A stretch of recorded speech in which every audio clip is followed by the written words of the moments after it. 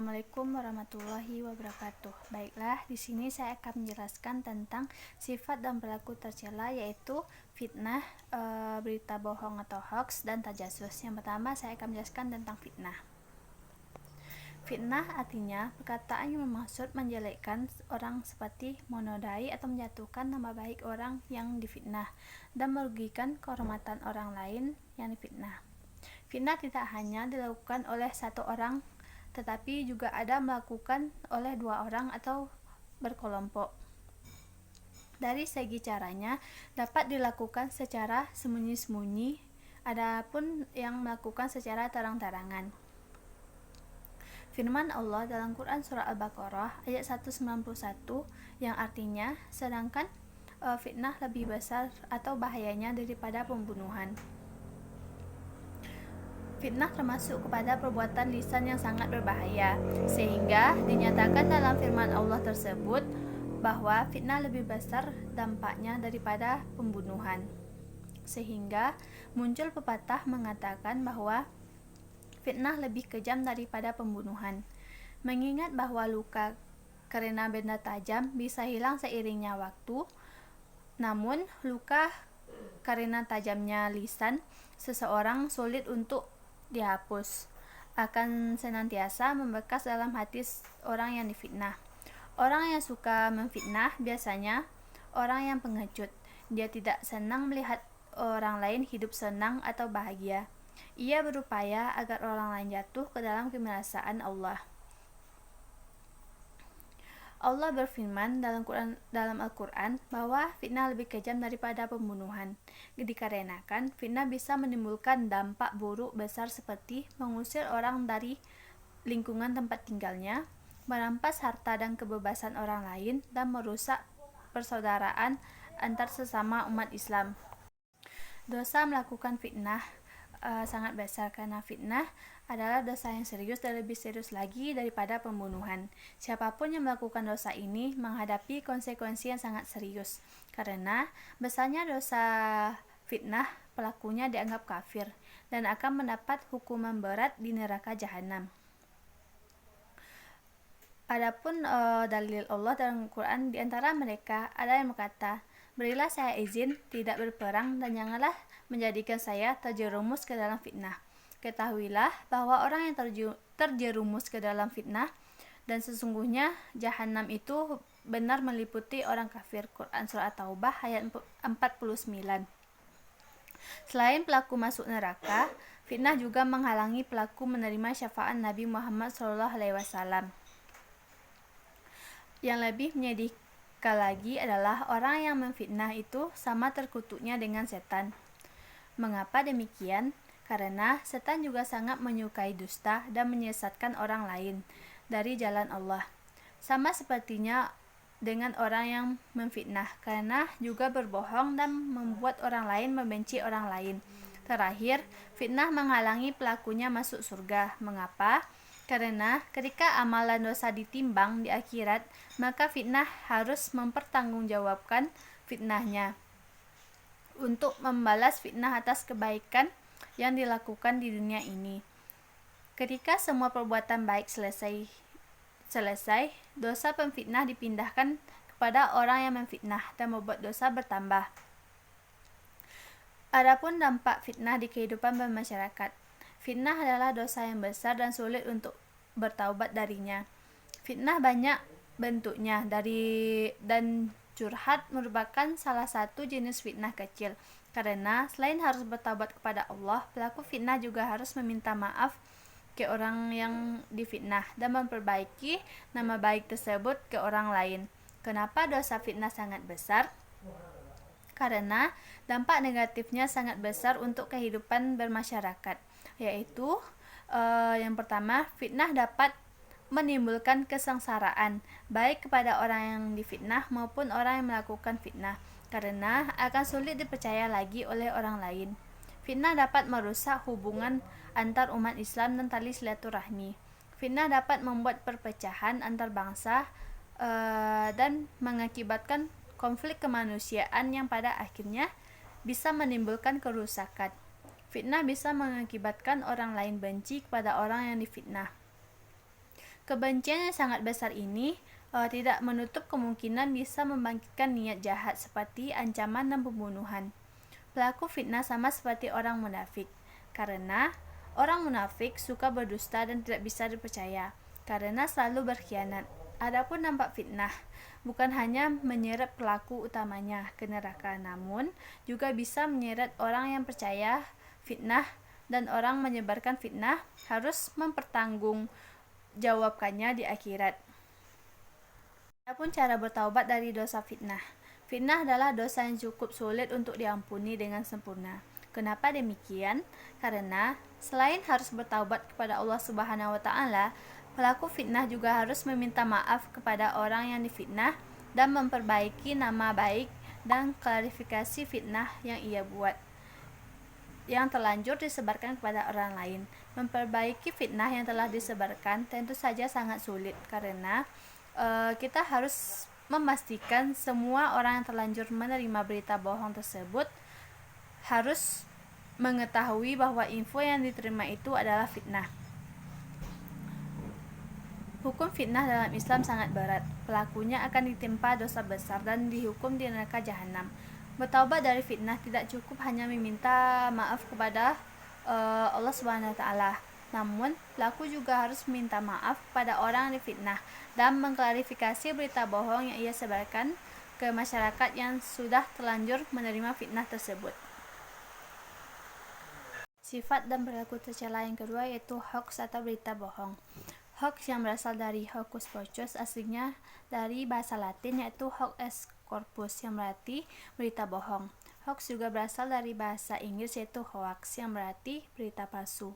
Secara terminologis, hoax merupakan sebuah pemberitaan palsu dalam usaha untuk menipu dan mempengaruhi pembaca atau pengedar untuk mempercayai sesuatu. Sumber berita yang disampaikan adalah palsu, tidak berdasar sama sekali. Contohnya, menjelang pemilu legislatif dan pemilu presiden di Indonesia pada tahun 2019, hoax telah memasuki ranah politik yang dapat mengancam persatuan dan kesatuan bangsa. Dalam perspektif pemikiran Islam, hoax adalah pembohongan publik atau penyebaran informasi yang dapat menyesatkan dan bahkan menistakan pihak lain. Pembuat hoax digolongkan sebagai pihak yang merugikan orang lain, dan hoax yang dibuatnya dikategorikan sebagai hadisul ifki atau berita bohong. Oleh karena itu, penyebarnya diancam dengan siksa yang sangat berat. Dalam perspektif hukum politik, hoax merupakan muatan berita bohong dan menyesatkan, dan menimbulkan rasa kebencian atau pemusuhan individu maupun kelompok pada masyarakat tertentu, berdasarkan atas suku, agama, ras, dan antar golongan. Pelaku hoax ini dapat dihukum dengan penjara setinggi-tingginya 10 tahun. Terdapat sedikitnya 4 macam hoax. Yang pertama, mitos atau cerita. Berlatar masa lampau yang boleh jadi salah tetapi dianggap benar karena diceritakan secara turun-temurun. Yang kedua yaitu glorifikasi dan demonisasi. Glorifikasi adalah melebih-lebihkan sesuatu agar tampak hebat, mulia, dan sempurna. Sebaliknya, demonisasi adalah mempersepsikan sesuatu seburuk mungkin, seolah tanpa ada kebaikannya. Yang ketiga yaitu kabar bohong atau informasi yang diada-adakan atau sama sekali tidak mengandung kebenaran. Dan yang terakhir yaitu info sesat, yaitu informasi yang faktanya dicampur adukkan, dipelintir, dan dikemas sedemikian rupa sehingga menjadi seolah-olah benar. Fenomena hoax atau penyebaran berita palsu secara meluas dan berdampak besar bukanlah hal baru dalam sejarah manusia. Bahkan korbannya tidak pandang bulu disebabkan begitu mudahnya meneruskan dan membagikan berita yang tidak dikonfirmasi itu. Adapun di antaranya berita hoax yang pernah terjadi yaitu pada masa Nabi Adam ketika mendapat kabar bohong dari iblis sehingga terusir dari surga. Yang kedua, masa Siti Maryam, ibu Nabi Isa yang dituduh berbuat keji dan berzina karena melahirkan anak tanpa kehadiran seorang ayah, sampai kemudian Allah menurunkan ayat untuk mengklarifikasi hal tersebut. Yang ketiga yaitu Nabi Nuh dituduh orang gila yang berambisi menjadi penguasa, sebagaimana Allah telah jelaskan dalam Quran surah Al-Qamar. Adapun cara menghindari hoax atau berita bohong, yaitu yang pertama melakukan tabayun. Al-Quran mengajarkan orang-orang yang melakukan bohong harus bersikap kritis, cerdas, dan selektif dalam menerima informasi atau berita. Sikap selektif dan kritis dapat diistilahkan dengan tabayun. Perintah ini semakin penting ketika fenomena perpecahan umat Islam yang disebabkan oleh prasangka yang semakin memburuk. Yang kedua, melakukan tawakuf. Tawakuf adalah suatu sikap atau perbuatan yang tidak langsung mempercayai atau menolak suatu berita. Allah berfirman dalam Quran surah Al-Isra ayat 36, dan janganlah kamu mengikuti apa yang kamu tidak miliki pengetahuan tentangnya. Sesungguhnya pendengaran, penglihatan, dan hati itu semua dimintai pertanggungjawaban. Yang ketiga yaitu melakukan tajanub al-azan. Tajanub adalah sikap menjauhi asumsi dan berprasangka baik kepada Allah. Tiga yaitu tajasus. Tajasus erat kaitannya dengan mencari-cari aib orang lain. Abu Al-Ghifari melalui bukunya yang bertajuk Fikih Remaja Kontemporer mengemukakan bahwa tajasus diartikan sebagai mencari-cari kesalahan dari orang yang nantinya akan menjadi bahan gunjingan. Umumnya, orang yang memiliki sifat tajasus akan bertanya-tanya ke orang terdekatnya untuk mencari informasi dan menjadi bahan gibahan. Sifat tajasus bisa disebabkan oleh persaingan di kalangan remaja dengan cara menjatuhkan satu sama lain melalui berita-berita miring. Dalam bisnis atau jabatan tertentu, tajasus juga bisa dilakukan demi mendapatkan jabatan tinggi melalui cara yang kotor.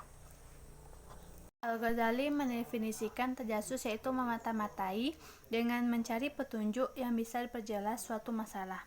Padahal dalam sebuah hadis dijelaskan tentang larangan memata-matai, yaitu hindarilah olehmu sangkaan, karena sangkaan adalah praktik berbohong yang paling besar.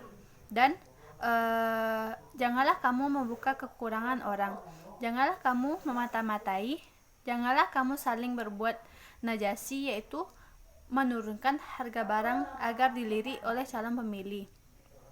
Namun setelah datang lantas dinaikkan kembali. Jangan saling membenci dan jangan saling bermusuhan. Jadilah hamba-hamba yang saling bersaudara. Hadis riwayat Muslim dan Bukhari.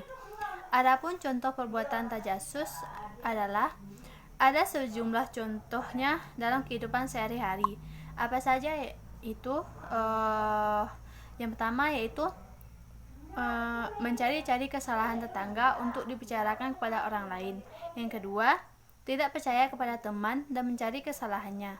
Yang ketiga, seorang istri yang memata-matai ponsel suaminya karena curiga diselingkuhi.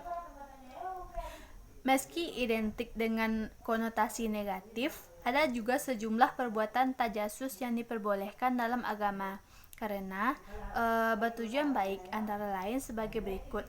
Yang pertama yaitu polisi yang menyelidiki kasus pencurian, perampokan, dan kejahatan. Yang kedua yaitu mengetes kejujuran seseorang murid saat mengerjakan ujian.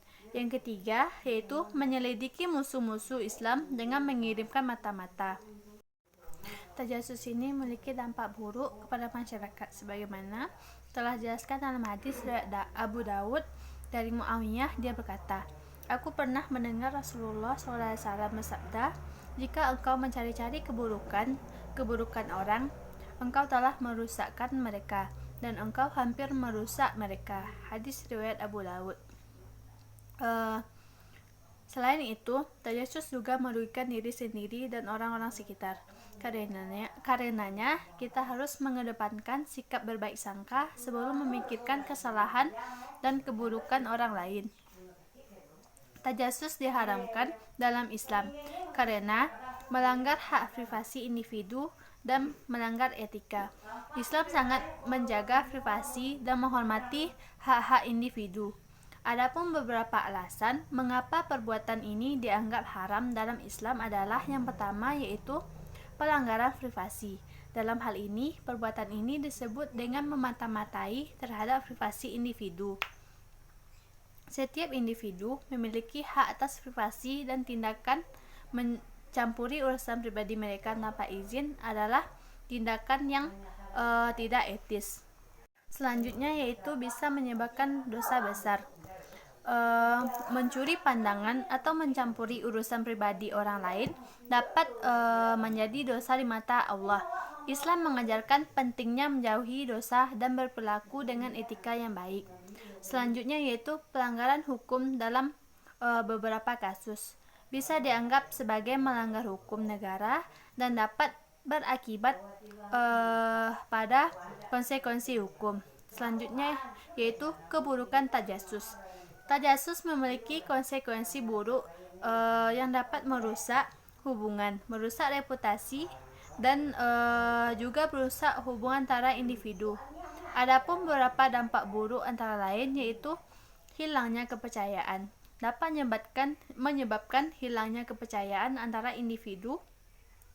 Orang yang merasa dicurigai atau diawasi mungkin merasa tidak nyaman dengan dan kehilangan rasa kepercayaan. Selanjutnya, kerusakan pada hubungan dapat merusak hubungan antara saudara, teman, atau pasangan hidup. Ini dapat menghasilkan ketegangan, pertengkaran, dan bahkan memisahkan. Yang selanjutnya yaitu merugikan diri sendiri. Orang yang terlibat dalam seringkali merugikan diri sendiri karena tindakan tersebut dapat menciptakan konflik dan ketegangan yang tidak perlu dalam hidup mereka. Adapun cara menghindari yaitu yang pertama adalah menghindari perbuatan ini dalam Islam sangat wajib. Adapun beberapa cara yang dapat membantu kita untuk menghindari perilaku memata-matai orang lain ini. Yang pertama yaitu menjaga etika. Menjaga etika itu selalu menjaga akhlak yang baik. Jangan mencampuri urusan pribadi tanpa izin atau alasan yang sah. Yang kedua yaitu menghormati privasi. Hormati hak privasi orang lain. Jangan mencoba-coba untuk mendapatkan informasi yang seharusnya bersifat pribadi atau rahasia tanpa izin. Selanjutnya yaitu berkomunikasi terbuka. Jika ada kebutuhan untuk mengetahui sesuatu, lebih baik bertanya secara terbuka dan jujur. Mungkin itulah penjelasan materi dari saya. Sekian, Assalamualaikum warahmatullahi wabarakatuh.